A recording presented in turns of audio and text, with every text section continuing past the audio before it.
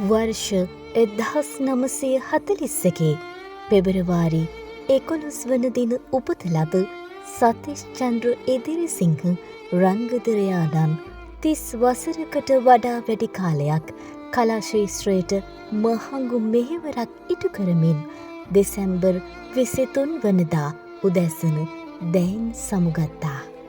එතුමා අභාවප්‍රාප්ත වන විට 84 වන වියේ පසු වුණා.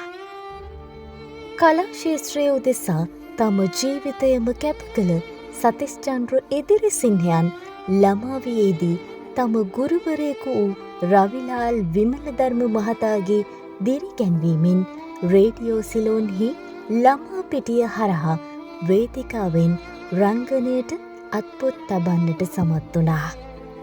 ඇන්ටන් චෙකෝගේ ප්‍රොපෝසල් නාට්‍යයෙන් දක්ෂ රංගන ශිල්පියෙකු වූ එතුමා දකුණු පළාතේ හොඳම නළුවා ලෙස තම රංගන දෙවියේ අනාගතය සනාථ කළා.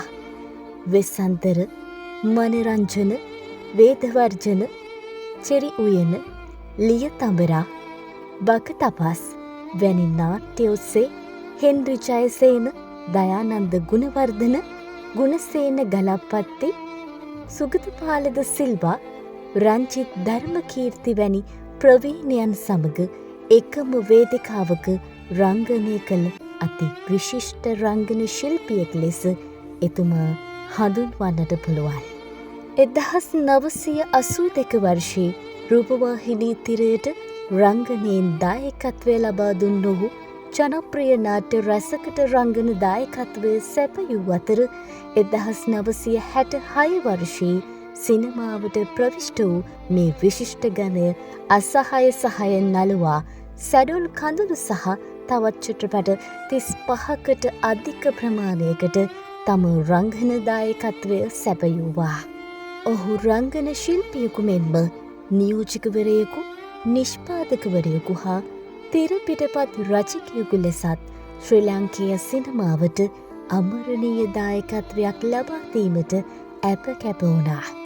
එතුමාගේ දක්ෂතාවයේ උදෙසා ගෞරව සහ සම්මාන අතර ජනපති සම්මානය, සුමති සම්මානය, රයිකම් සම්මාන, ප්‍රතිභා ප්‍රභා අවෝඩ් යන සම්මානවලින්ද එතුමා පුද ලැබුවා.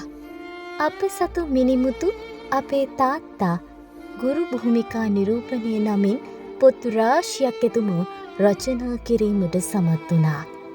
කලාකරුවෙකු මෙන්ම චින්තකයෙක්, ගුරුවරයෙක් හා සමාජයේ කියවන ශ්‍රේෂ්ඨ මිනිසෙක් ලෙස ශ්‍රී ලංකා ද්වීපයට ඔහු කරා වූ එම මහඟු මෙහෙවරු දෙසා ඔබට ප්‍රණාමය පුද කර සිටින්නෙමු. ඔබ කලාකෙත අස්වැද්දීමට දායක වූ ඒ අපූරු පොහොර තුළ සරුවට වැඩී ඇති රුක්ගුමු දැක සතුටු වන්නාසේ අපද ඔබගේ නාමය තව තවත් සිහිපත් කරමින් ඔබට උත්තමාචාරය පුද කරන්නෙමු. ඒ අසහාය නිර්වාණවේදී සතිෂ් චන්ද්‍ර එදිරිසිංහයන්ට අපද නිර්වාණ ශාන්තිය ප්‍රාර්ථනා කරන්නෙමු.